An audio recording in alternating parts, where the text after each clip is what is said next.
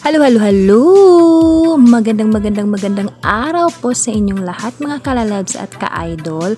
So ayan, tingnan po natin at panoorin po natin kung anong ginagawa ni Grasshopper. So yan po, nakikita nyo naman po mga kalalabs at ka-idol, kumakain po siya ng dahon. Yan. Siguro gutom na gutom tong Grasshopper na to kasi po kumakain siya ng todo. So tingnan nyo po ng mabuti mga kalalabs at ka-idol at panoorin nyo po ng maigi. Yan.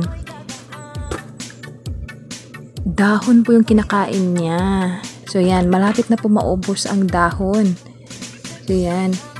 Tingnan nyo po, medyo magalaw-galaw lang yung paghawak ko ng cellphone kasi po hawak ko po si Baby Love.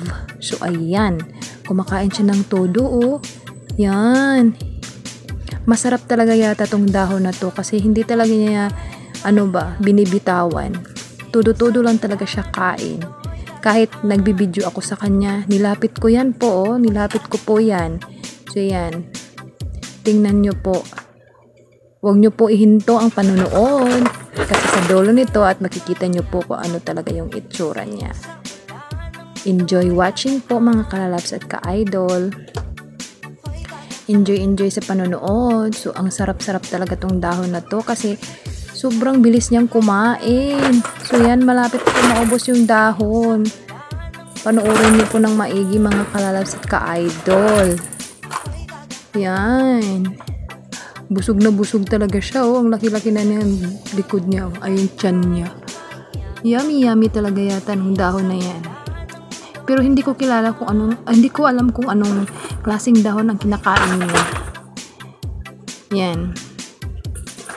Malapit na talaga maubos yung dahon. Ang bilis-bilis pa niyang kumain. So yan mga kalalabs at ka-idol.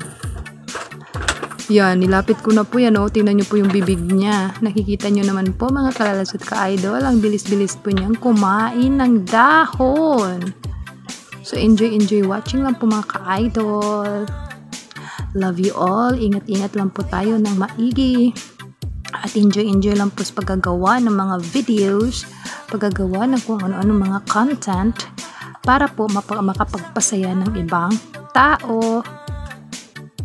God bless us all mga ka-lalabs at ka-idol. Hope you enjoy it and follow more videos.